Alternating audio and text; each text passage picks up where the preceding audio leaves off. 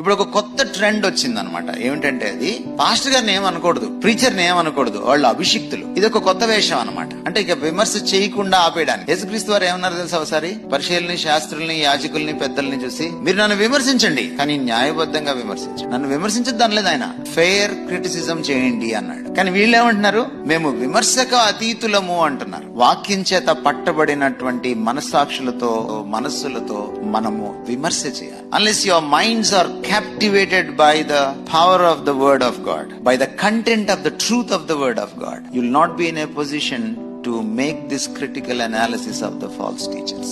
ప్రతి ఆత్మను వివేచించండి. ఎందుకంటే ప్రతి ఆత్మ పరిశుద్ధాత్మ కాదు, అది పరాయి ఆత్మ.